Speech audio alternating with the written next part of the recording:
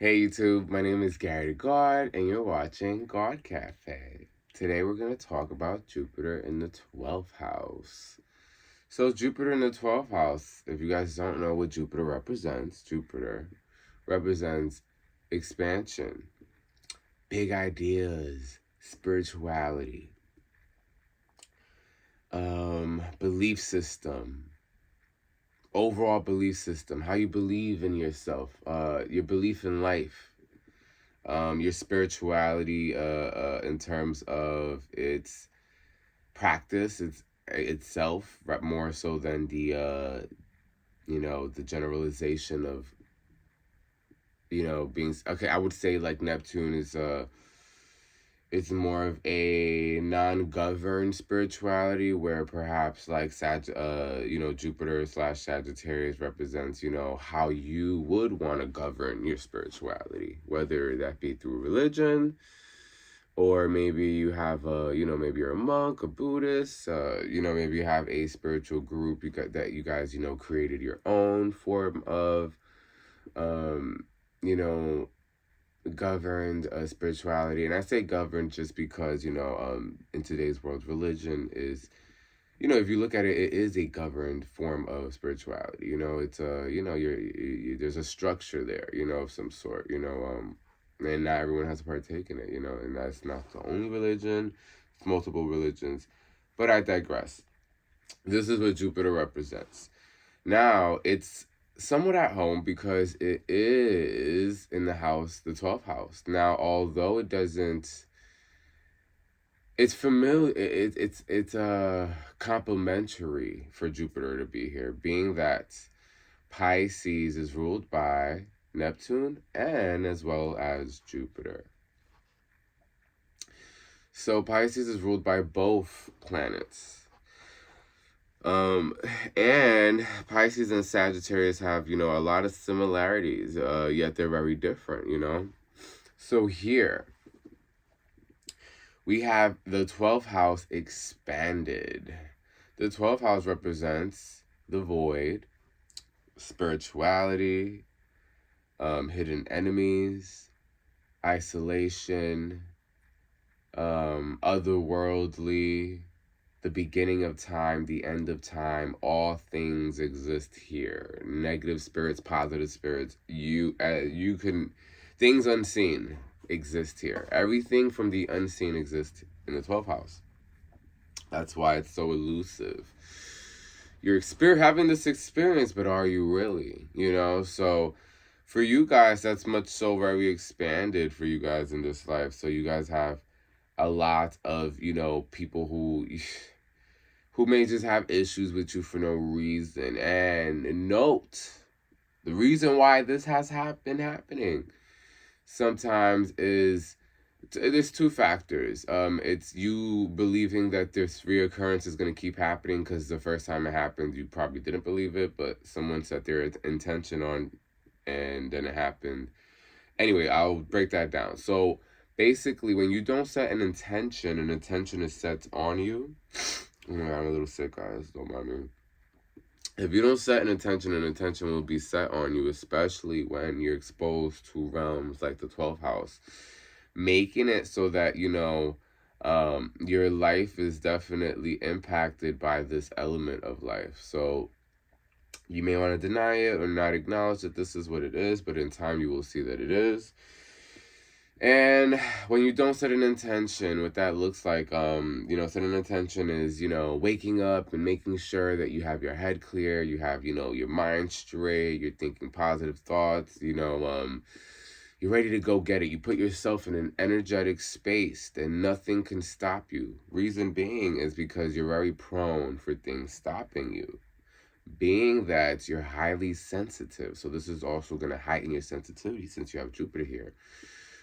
Since your sensitivity levels are heightened. Now, it's not for you to ignore or isolate to the point that you can't deal with the world outside of you.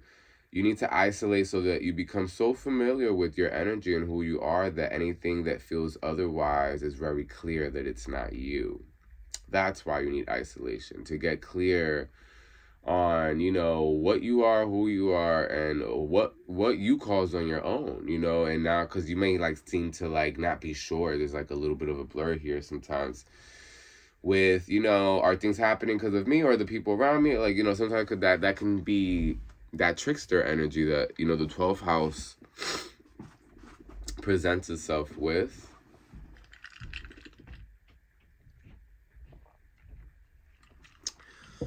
So because that little trickster energy is present there, you know, you won't see how, you know, the spiritual realm is going to play tricks on you. Now, if you just wake up, go about your life, and you're running late, right? You're driving to work, you're running late, you haven't had time to set an intention for the day. You're just kind of, your energy is kind of like doing anything and everything. So in a weird way, it's very open to receiving anything, right? Because you kind of haven't like strengthened your aura yet. You have to do this because you have Jupiter here. So your higher self, this is also, Jupiter represents your higher self. So your higher self is at risk to spiritual attacks. And they're not always seen. It could be a stranger saying something wild that just didn't sit so well with you. Like, this person don't know you, but why did it affect you like that? It's because it's like you have the gates open in the spiritual realm, and the thing is, how are you supposed to know this? It's not seen, right? It's not seen. It's felt. No one would believe what the hell I'm telling you right now, other than you, because you have the 12 house energy. So you have to set an intention. So intentions are not set onto you through the spiritual realm, because if you haven't realized things like, you know, people perhaps, you know, looking at just your whole life, if you look at it, you can probably pinpoint, you know, situations that just didn't make no sense. Also, this is not just a negative thing. I'm just emphasizing the negative parts because they're pretty like prominent. Like, they kind of like set anyone who has a 12th house, you know, placement back by a lot. So just as much as it's negative, it's just as much positive in terms of energy and how you can be a blessing to people without having to try, okay? But you can also be a menace to certain people you've met and not know why they're perceiving you this way. So people can manifest through you pretty rapidly. And the way they do so is through their experience with you. So anything that's touching you and another person, if you're not, you know, placing that, setting the intention with them, then the intention set is going to be in the other person's hand, because you may not be aware that, you know, an intention needs to be set. So one is being placed onto you when you have another connection with another person, and this person that you're having a conversation with could be like, why does he always look at me like that? He must hate me. Oh my God, he must hate me because, you know, maybe it's my glasses, and you gotta like, it's the most stupidest thing that they're thinking about. You have no awareness to it. However, your consciousness might manifest what they're thinking to be true as true through you, because you're that sensitive to energy. So as they're thinking negative thoughts about you, next thing you know, you're fulfilling the manifestation because you don't have an intention set. They see it so vividly. All of a sudden, what they're thinking, you genuinely believe. And you may kind of like react in the way that they thought you would but didn't want you to. And now, you know, they're like, well, but why? Like, I had a feeling you would, and I'm not sure. And you're like, oh, what are you, yeah, it's just that then you're like maybe mad or stuck on an emotion that you're not aware where it came from. So this is another indication how when you're intuitive sometimes, or just empathetic, being overly sensitive to energies can, you know, at a default sometimes make you entertain lower frequencies without trying, because you're not putting this sort of spiritual protection to not give in to those energies when being so sensitive. Now, the same thing occurs when you're around positive energy.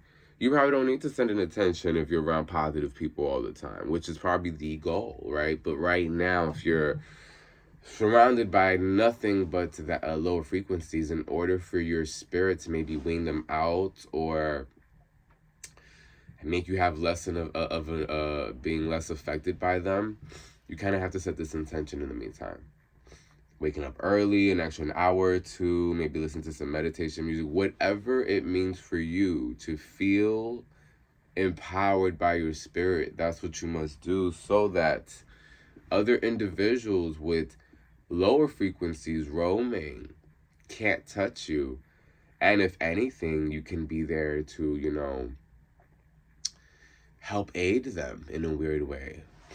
I noticed having any 12th house placement,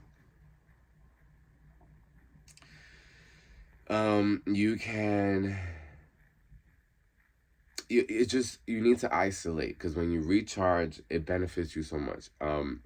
Of course, don't over isolate, because then delusion could come at hand when you don't bounce ideas with other heart spaces, loved ones. I'm not just talking with anyone, but people that you love, that you respect. Even if it's like watching someone on YouTube like me right now, like if that's what you have to do to feel some sort of human contact, do so, Actually, I want to think about it. I'm also a 12th house native. Mars in the 12th house here. But being a 12th house native, at first, you may look at isolation as like a little lonely, a little detrimental, a little overwhelming. You're exposed to the spiritual realm. You hear all these voices sometimes. It's a lot, it could be a lot. It definitely is a house to make you, go a little crazy if you're not, mentally equipped and aware of what's going on. So you do have to look inwards. I'm able to look very inwards because I have Mars retrograde in the 12th house. So I'm able to I naturally overthink my actions, making me study, what's causing my actions, hence giving me an understanding of, the human self within taking action of any sorts. That's my specialty, I guess, with my awareness in the 12th house, whereas yours is going to be more about how you expand your spirit's expression, or it could be so beautiful here. How do you expand a world that doesn't exist and make it so grand? Like this is a powerful placement in my opinion. I think this is, I mean, they're all great placements, but this has to be like one of the most powerful placements in the 12th house, I would say. You know why? Because you have, it's like surrendered. Only thing you have to be cautious of is perhaps your belief system fluctuating. I didn't think about that. But Pisces, 12th house, two fish swimming opposite directions, constantly being pulled. Both directions may, keeping you stagnant or stuck with what to believe in. And perhaps sustaining a belief system long enough to actually manifest the reality you want can be a little tricky. Interesting that that's coming to me. So what's the solution for that, Spirit? A solution for that. Okay, so a solution for that, I think it's just to hold on to what big picture you really want to live in. And something's telling me that might not be the issue in itself. I think perhaps you get thrown off with the detailing that has to occur in order for this to happen. So it makes you reconsider if this is the right thing to believe in. Therefore, changing maybe like a few steps along the way, keeping you back at square one. Because I could see a lot of indecision here as to what to kind of fall through with. Because you kind of fall through with everything, perhaps. Like this could be a house of jack of all trades because everything's so expansive that everything's a great idea to you, Everything's a big visual. You might be stuck in how amazing your brain's visuals are. Is that you may not be taking as much action here. That could be a possibility here. A lot of inaction due to, the euphoria felt from visualizing what possibilities can occur. But having Jupiter here, right? Perhaps you can visualize a team doing it for you. You need to visualize the details in which things can happen. It's going to help you manifest exactly what you want a lot faster and not have to feel like You have to keep going back and forth with the plan. That's kind of what I'm getting here. Anyway, Jupiter in the 12th house. My name is Gary the Gawd. You're watching Gawd Cafe. And until next time.